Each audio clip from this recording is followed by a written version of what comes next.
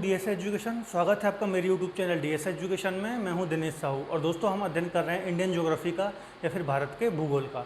तो दोस्तों हम भारत की नदियों के बारे में या फिर इंडियन रिवर्स के बारे में अध्ययन कर रहे थे, ठीक है। और लास्ट लेक्चर में हमने दोस्तों देखा था जो अरब सागर में जो नदियाँ गिरती हैं, ठीक है, प्रायद्वीपीय भारत की जो हमारी नदियाँ हैं जो अरब सागर में गिरती हैं, ठीक है, वो सारी नदियाँ हमने देख ली थी।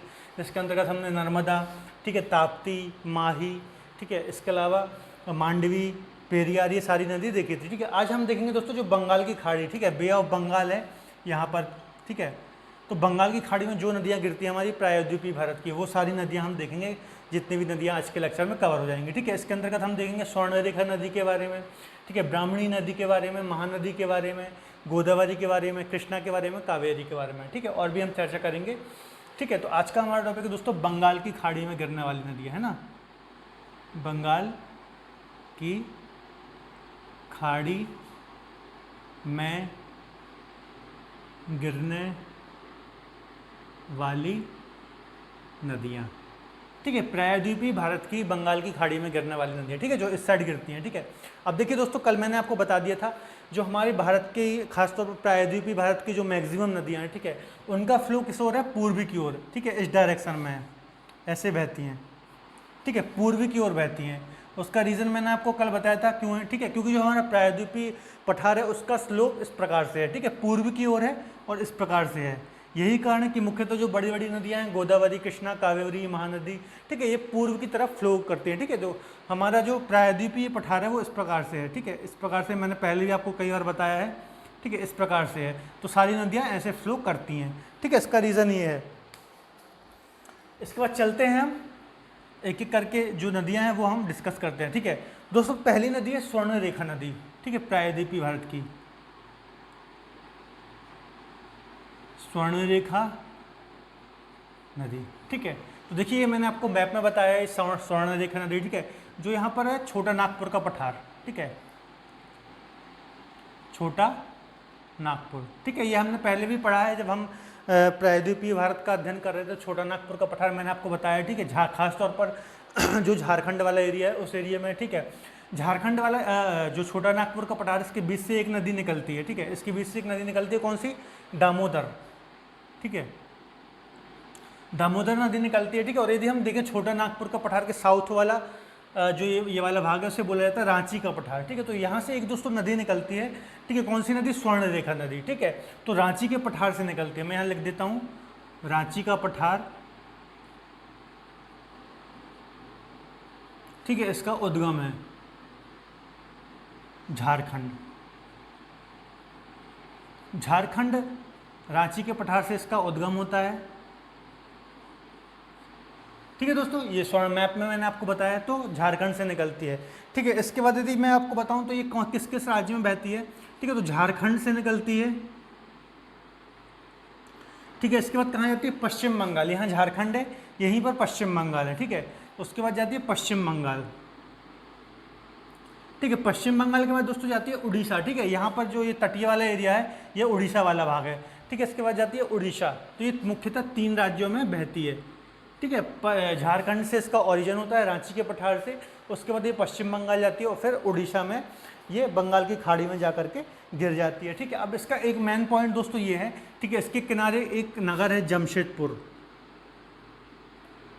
ठीक है, जमशेदपुर नगर, ये अक्सर एग्जाम में पूछा भी जाता है कि जमशेदपुर नगर किस नदी के किनारे है, ठीक है। तो जमशेदपुर नगर है, ठीक है, स्वर्णरेखा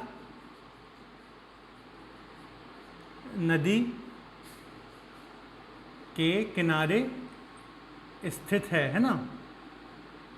तो ये इंपॉर्टेंट बात है, ठीक, ये वाला क्वेश्चन अक्सर एग्जाम में पूछा जाता है। और रही बात किस किस राज्य में बहती है, तो झारखंड से निकलती है, उसके बाद पश्चिम बंगाल जाती है और उड़ीसा के बाद बे ऑफ बंगाल में या फिर बंगाल की खाड़ी में ये गिर जाती है, ठीक है दोस्तों। तो इसके बारे में कुछ बहुत ज़्यादा बातें हैं नहीं हैं, ठीक है। एक और इम्पोर्टेंट बात है हुंड्रू जलप्रपात,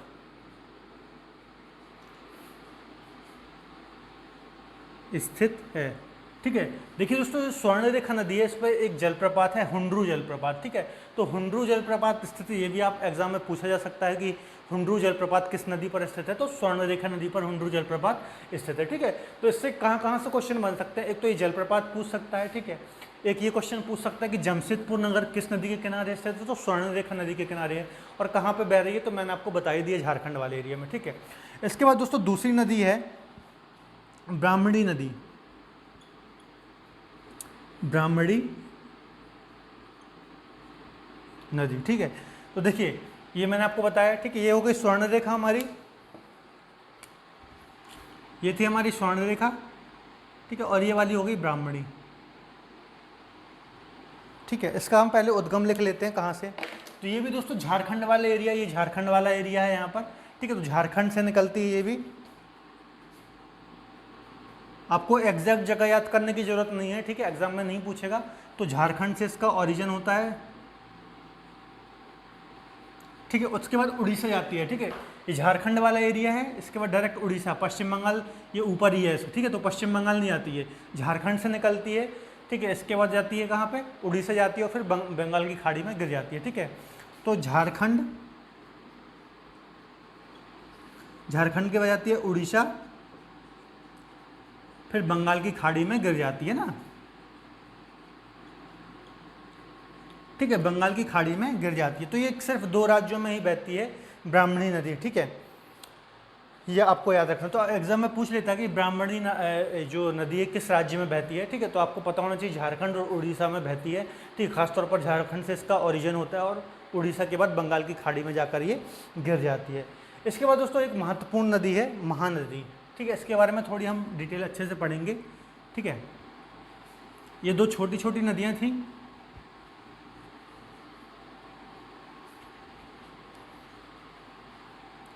इसके बाद अगली नदी है महानदी।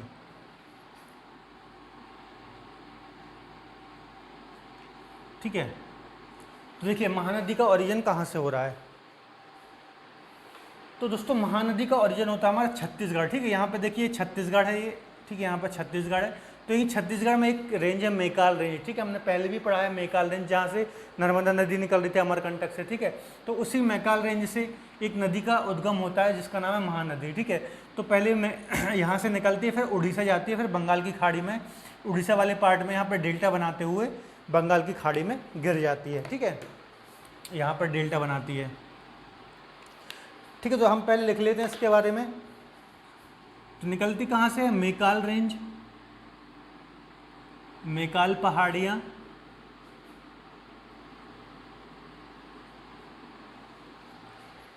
मेकाल पर्वत की सिहावा पहाड़ियों से निकलती है, सिहावा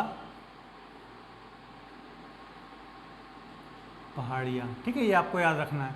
मेकाल रेंज है जो, ठीक है, उसकी सिहावा पहाड़ियाँ से इसका उद्गम होता है। कहाँ से, छत्तीसगढ़ से, छत्तीसगढ़ से। ठीक है, किस किस राज्य में बहती है दोस्तों, तो छत्तीसगढ़। ठीक है, छत्तीसगढ़ से निकलती है, छत्तीसगढ़ वाला पार्ट है, उसके बाद कहाँ जाती है, उड़ीसा में, है ना, उड़ीसा। तो ये 2 राज्यों में बहती है सिर्फ, छत्तीसगढ़ और उड़ीसा।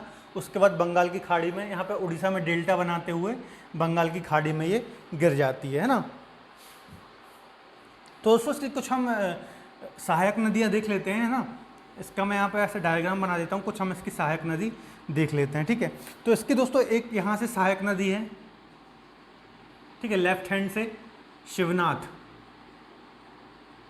शिवनाथ। ठीक है, ये हो गई बाई सहायक नदियाँ इस साइड वाली। ठीक है, लेफ्ट, ये हो गई राइट। ठीक है, देखिए नदी का फ्लो इस साइड है। ठीक है, तो इस साइड वाली कौन सी हो गई, लेफ्ट, इस साइड वाली हो गई राइट। ठीक है, ये हो गई बाई, ये हो गई दाई। ठीक है, तो यहाँ से एक पहली नदी आकर के मिलती है इसमें, शिवनाथ। ओरिजिन कहाँ से हो रहा है, मेकाल रेंज, सिहावा पहाड़ियाँ, छत्तीसगढ़। ठीक है, पहली नदी आकर के मिलती है शिवनाथ। इसके बाद दोस्तों दूसरी नदी एक यहाँ से आकर के मिलती है राइट साइड से, जिसका नाम है जोग। ठीक है, जोग। इसके बाद दोस्तों एक और नदी इस पे आकर के मिलती है, हंसदेव। ठीक है, हंसदेव। ठीक है, हंसदेव नदी आकर के मिलती है। इसके बाद दोस्तों एक और नदी आकर के मिलती है मंड, ठीक है, चूंकि बड़ी नदी है, महत्वपूर्ण नदी है, इसलिए थोड़ा इसकी सहायक नदियां भी हमें पढ़ना है, कौन सी किस साइड से आकर के मिल रही है। ठीक है, मंड के बाद दोस्तों एक नदी और आकर के मिल रही है ईव। ठीक है, ईव कौन कौन सी हो गई? शिवनाथ हो गई, जोक हो गई, हंसदेव हो गई, मंडदेव हो गई, ईव हो गई। ठीक है, इसके बाद अगली नदी आकर के मिलती है दोस्तों ओंग। ठीक है, ओंग नदी आकर के मिलती है, और एक और आकर के मिलती है तवा। ठीक है, तवा।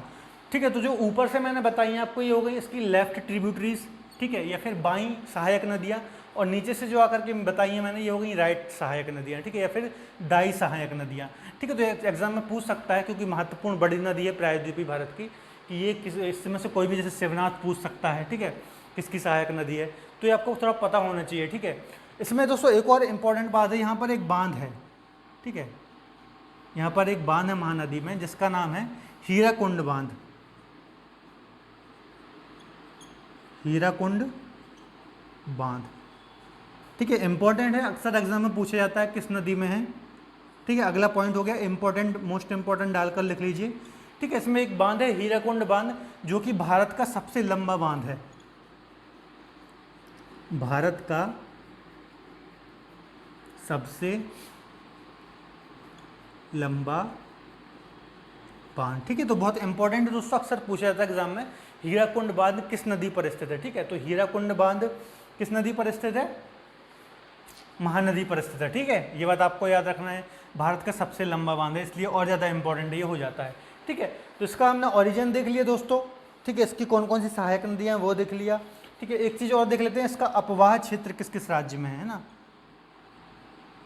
अपवाह क्षेत्र। ठीक है, तो अपवाह क्षेत्र मतलब देखिए, एक तो होता है दोस्तों उसका फ्लो कहाँ कहाँ हो रही है। ठीक है, तो सिर्फ दो राज्यों में ये बह रही है, छत्तीसगढ़ और उड़ीसा।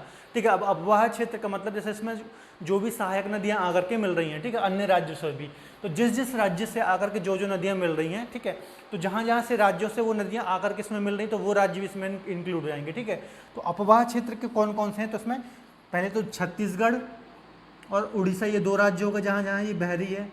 ठीक है, इसके बाद दोस्तों और राज्य हैं एमपी झारखंड, एमपी और झारखंड, ये दो राज्य और इंक्लूड कर लीजिएगा। ठीक है, ठीक है, जैसे ये महानदी है, तो कुछ नदियाँ इसमें एमपी से भी आकर के मिल रही हैं। ठीक है, कुछ झारखंड से भी आकर के मिल रही हैं। ठीक है, तो इसका अपवाह क्षेत्र हो जाएगा छत्तीसगढ़, उड़ीसा, एमपी और झारखंड। ठीक है, ये चार राज्यों में इसका अपवाह क्षेत्र है, और बहती कहाँ कहाँ पे है मुख्यतः, तो छत्तीसगढ़ और उड़ीसा। ठीक है, और हीराकुंड बांध। अब इसमें एग्जाम में कहाँ कहाँ से क्वेश्चन आ सकते हैं, इसका उद्गम पूछ सकता है, मेकाल रेंज, सिहावा पहाड़ियाँ। ठीक है, किस किस राज्य में बह रही हैं ये पूछ सकता है, हीराकुंड बांध किस नदी पर है ये पूछ सकता है, इसकी सहायक नदियाँ भी पूछ सकता है, चूँकि प्रायद्वीपीय भारत की महत्वपूर्ण नदी है। ठीक है, इसके अलावा डेल्टा बनाती है दोस्तों, ये कहाँ पर बनाती है, उड़ीसा वाले क्षेत्र में ही डेल्टा बनाते हुए, कहाँ, बंगाल की खाड़ी में ये गिर जाती है। ठीक है, इसके में एक दोस्तों एक पॉइंट और है, कटक शहर है ना, इसके किनारे स्थित है, तो मैं यहाँ पर लिख देता हूँ कटक शहर, ये भी एग्जाम में क्वेश्चन पूछा जा सकता है ना, कटक शहर महानदी के किनारे स्थित है ना, तो ये भी एक इम्पॉर्टेंट पॉइंट हो जाता है। ठीक है, कटक शहर किस नदी के किनारे स्थित है, तो महानदी के किनारे स्थित है। ठीक है दोस्तों, कटक में क्या है, कटक में चावल अनुसंधान केंद्र है, आप अलग से नोट डाल के लिख सकते हैं। ठीक है, हालांकि ये हम सब बाद में पढ़ेंगे, लेकिन पता होना चाहिए कटक में चावल अनुसंधान केंद्र भी है।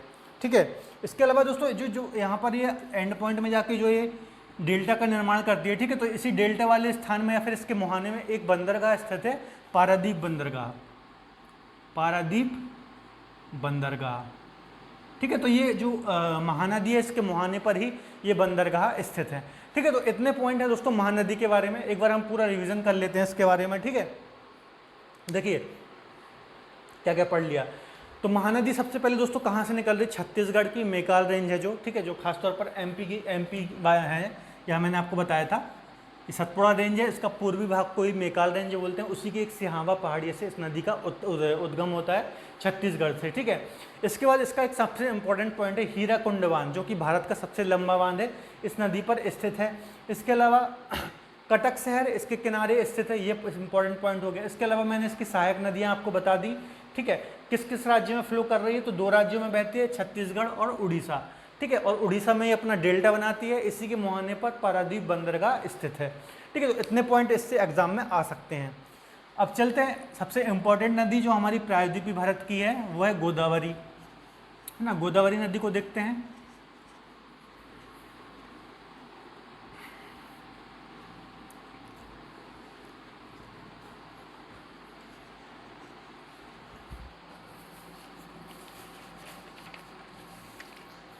ठीक है, देखिए मैं पहले आपको मैप में बता देता हूँ गोदावरी नदी कहाँ बह रही है। तो ये देखिए, ये महाराष्ट्र से निकलती है, ठीक है। उसके बाद तेलंगाना, आंध्र प्रदेश, और इस प्रकार से डेल्टा बनाते हुए, ठीक है, आंध्र प्रदेश में बंगाल की खाड़ी में ये गिर जाती है, ठीक है। तो इसका उद्गम कहाँ से है दोस्तों, गोदावरी का, ठीक है। सबसे पहला पॉइंट तो आप ये लिख लीजिए कि दक्षिण भारत की या फिर प्रायद्वीपीय पठार की सबसे लंबी नदी है, ठीक है। तो प्रायद्वीपीय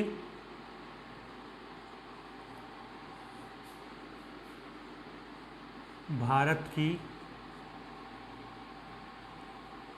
सबसे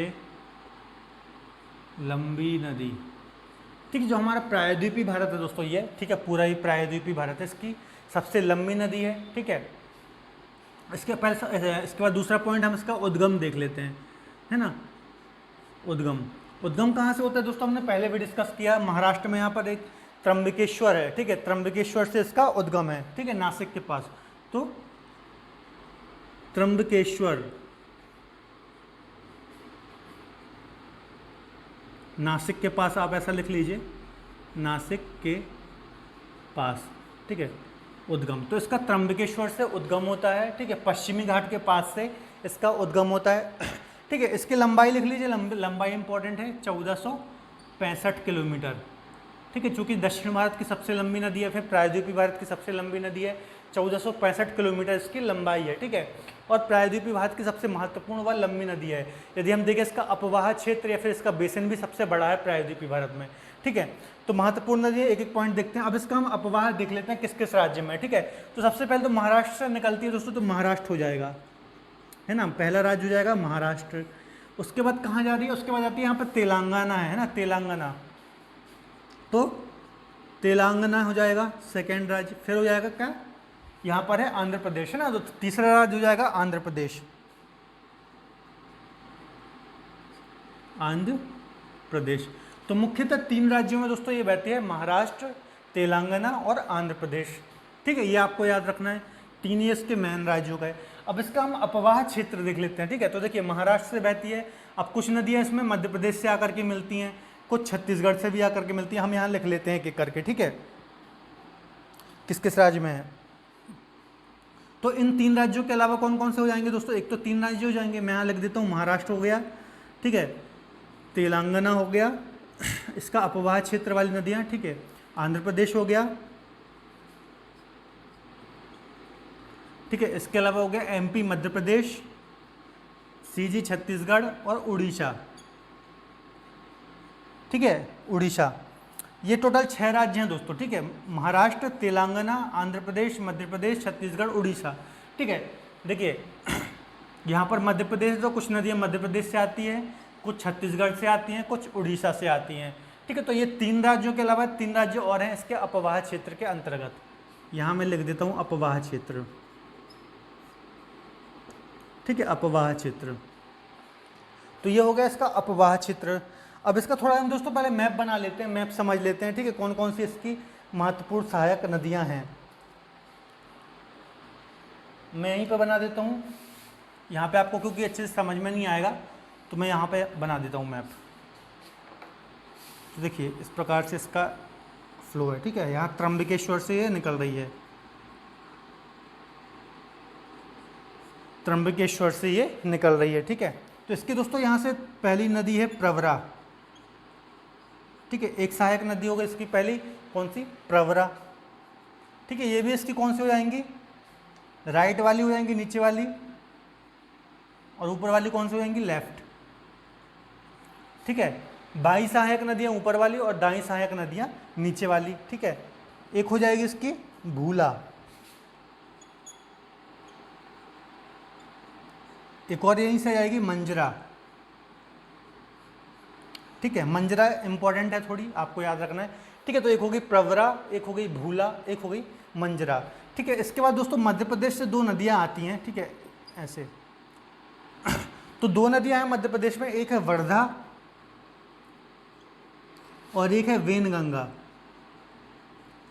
ठीक है। मध्य प्रदेश से दो नदियां निकलती है दोस्तों, एक निकलती है वर्धा और एक निकलती है वेनगंगा।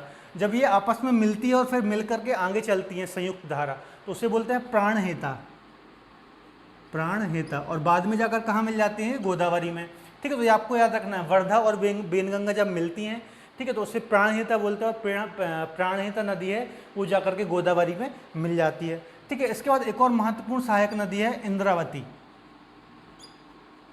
इंद्रावती, ठीक है। इसकी लेफ्ट सहायक नदी है इंद्रावती, ठीक है। इसके बाद अगली है सवरी, सवरी। तो इतनी इसकी दोस्तों मुख्य सहायक नदियां हैं, ठीक है। कौन कौन सी, प्रवरा, भूला, मंजरा, ठीक है। वर्धा और वेनगंगा को मिला के प्राणहिता इससे जाकर के मिलती है, फिर इंद्रावती और सवरी। इंद्रावती भी बहुत ही महत्वपूर्ण नदी है, मंजरा भी बहुत ही महत्वपूर्ण नदी है, ये अक्सर एग्जाम में पूछी भी जाती हैं, तो ये आपको याद रखना है, ठीक है। इस प्रकार से ये आंध्र प्रदेश में डेल्टा बनाते हुए बंगाल की खाड़ी, BOB, बे ऑफ बंगाल में गिर जाती हैं, ठीक है दोस्तों, ठीक है। तो इतनी सहायक नदियां आपको याद रखना है, कौन सी लेफ्ट है, ठीक है। ये ऊपर वाली हो गई कौन सी, बाई सहायक नदियां, नीचे वाली हो गई दाई सहायक नदियां। आपको ये देखना है कि नदी किस डायरेक्शन में बह रही है, उसी डायरेक्शन में आप खड़े हो जाइए और देख लीजिए कौन सा राइट है, कौन सा लेफ्ट है, ठीक है। अब इसके कुछ इंपॉर्टेंट पॉइंट है दोस्तों, ठीक है। इसके किनारे कुछ शहर स्थित हैं, एक तो है नासिक, ठीक है, एक है नासिक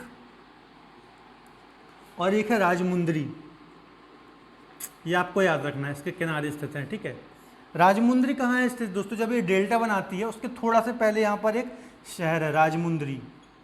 अब आपको यदि पता हो तो आप मुझे कमेंट करके बताइए कि राजमुंदरी में क्या है, ठीक है। कोई सा अनुसंधान केंद्र है, आप मुझे कमेंट करके बताइए राजमुंदरी में क्या है, ठीक है। तो नासिक और राजमुंदरी शहर इसके किनारे स्थित हैं, ठीक है। ये पॉइंट आपको याद रखना है, ठीक है, ठीक है। इसके अलावा दोस्तों इसको दक्षिणी गंगा भी बोला जाता है, ठीक है। क्या बोला जाता है, दक्षिणी गंगा, दक्षिणी गंगा। अब दक्षिणी गंगा क्यों बोला जाता है, तो इसके पीछे एक पॉइंट ये है दोस्तों, चूंकि ये दक्षिण भारत की सबसे लंबी नदी है और जो गंगा है हमारे भारत की सबसे लंबी नदी है, तो लंबाई के चलते इसे दक्षिणी गंगा कहा जाता है, ठीक है। दक्षिण भारत की गंगा नहीं कहा जाता है, दो अलग अलग नदियां हैं, अभी आगे चलकर पढ़ेंगे, ठीक है। इसे कहा जाता है दक्षिणी गंगा, ना कि दक्षिण भारत की गंगा, ठीक है। तो चूंकि ये इसकी लंबाई ज़्यादा है, इसी कारण से दक्षिणी गंगा कहा जाता है। तो एक पॉइंट इंपॉर्टेंट ये हो गया, ठीक है। इसके अलावा दोस्तों ये दक्षिण भारत की सबसे लंबी व बड़ी नदी है, ठीक है। प्रायद्वीपीय भारत की सबसे लंबी नदी है। कैसे भी क्वेश्चन पूछ सकता है आपसे घुमा के, प्रायद्वीपीय भारत की सबसे लंबी नदी कौन सी है, गोदावरी। दक्षिण भारत की सबसे लंबी नदी कौन सी है, गोदावरी, ठीक है। हमारे प्रायद्वीपीय भारत का सबसे बड़ा नदी बेसन किसका है, तो गोदावरी का। सबसे बड़ा अपवाह क्षेत्र किसका है, तो गोदावरी का। तो कैसा भी आपको एग्जामिनर क्वेश्चन घुमा के पूछ सकता है, ठीक है। आपको बस कॉन्सेप्ट क्लियर रखना है, ठीक है। तो इतने पॉइंट इसके अंतर्गत हैं दोस्तों।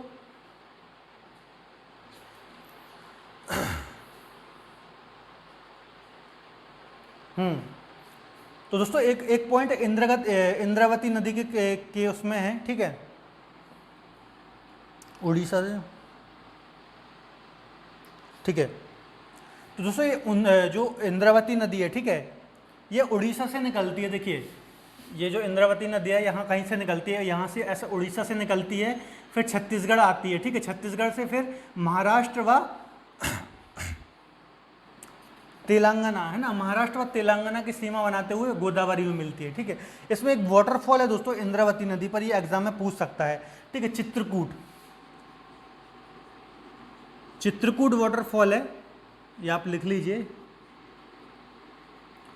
चित्रकूट वाटरफॉल है इंद्रावती नदी पर, ये एग्जाम में पूछ सकता है। इंद्रावती किसकी सहायक नदी है, गोदावरी की, ठीक है। इस पर एक महत्वपूर्ण जलप्रपात है चित्रकूट जलप्रपात, ठीक है। इसे भारत का नियाग्रा जलप्रपात भी कहा जाता है, ठीक है। आपको याद रखना चित्रकूट जलप्रपात किस पे है, इंद्रावती नदी पर। इंद्रावती किसकी सहायक नदी है, गोदावरी की, ठीक है। तो जो चित्रकूट जलप्रपात है इसे भारत का नियाग्रा जलप्रपात कहा जाता है, चूंकि ये बहुत चौड़ाई इसकी बहुत अधिक है, ठीक है। जब ये गिरता है नीचे तो इसकी चौड़ाई बहुत ज़्यादा है, इसी कारण इसे भारत का नियाग्रा जलप्रपात भी कहा जाता है। तो इतने पॉइंट है दोस्तों हमारी गोदावरी नदी के बारे में, ठीक है। इसकी लंबाई हमने देख ली, इसका उद्गम हमने देख लिया, ठीक है। लंबाई भी इसकी इंपॉर्टेंट है, त्र्यंबकेश्वर से ये निकलती है, बहुत ज़्यादा इंपॉर्टेंट है। इसके अलावा कहाँ, आंध्र प्रदेश में ये डेल्टा बनाती है। एक पॉइंट आपको ये याद रखना, जहाँ ये डेल्टा बनाती है तो यहाँ पर एक शहर स्थित है, ठीक है, यनम स्थित है, जो कि किसका भाग है, पांडिचेरी का, ठीक है। तो डेल्टा वाले एरिया में एक शहर स्थित है यनम, आपको पता होगा, ठीक है, पांडिचेरी के अंतर्गत आता है, तो यनम यहीं पर स्थित है इसके डेल्टा वाले स्थान में, ठीक है। तो इसके अलावा हमने देख लिया इसका उद्गम कहाँ से हो रहा है, ठीक है, किस किस राज्य में बह रही है। तो 3 राज्य में आपको देखिए, अक्सर जो दक्षिण भारत की नदियाँ हैं इसमें हमें कन्फ्यूज़न हो जाता है कि किस राज्य में बह रही है। जैसे उसने ऑप्शन में दे दिया महाराष्ट्र, कर्नाटक, ठीक है, तेलंगाना, आंध्र प्रदेश, तो हम कंफ्यूज हो जाते हैं भैया कर्नाटक है कि नहीं। तो आपको क्लियर रखना है सिर्फ 3 राज्य में बह रही है, महाराष्ट्र, तेलंगाना और आंध्र प्रदेश, है ना। और अपवाह क्षेत्र इसको अलग याद करना है आपको, ठीक है। तो अपवाह क्षेत्र एमपी, छत्तीसगढ़ और उड़ीसा, ठीक है। इसके अलावा आपको याद रखना है नासिक और राजमुंद्री इसके किनारे स्थित है। इसके अलावा ये भी बहुत इंपॉर्टेंट है, इसे दक्षिणी गंगा कहा जाता है, ठीक है दोस्तों। तो आज के लिए इतना ही दोस्तों, नहीं तो लेक्चर ज़्यादा लंबा हो जाएगा। इसके बाद हम 2 मुख्य नदियाँ और हैं, ठीक है, कावेरी है, कृष्णा और कावेरी हैं। इसके अलावा 1-2 नदियाँ और हम देखेंगे, ठीक है। इसके अलावा ये वाला चैप्टर भी हमारा खत्म हो जाएगा, जो बंगाल की खाड़ी वाला में गिरने वाली नदियों का चैप्टर है। तो दोस्तों आज के लिए इतना ही। यदि आपको कोई भी डाउट है इससे रिलेटेड तो आप मुझसे कमेंट सेक्शन में जोड़ सकते हैं। इसके अलावा यदि आपको आज का लेक्चर पसंद आए तो प्लीज़ हमारे चैनल को सब्सक्राइब कर लें, वीडियो को लाइक कर लें और एक कमेंट कर दें, इससे हमारा मोटिवेशन बढ़ता है। तब तक के लिए धन्यवाद, अपना ख्याल रखें।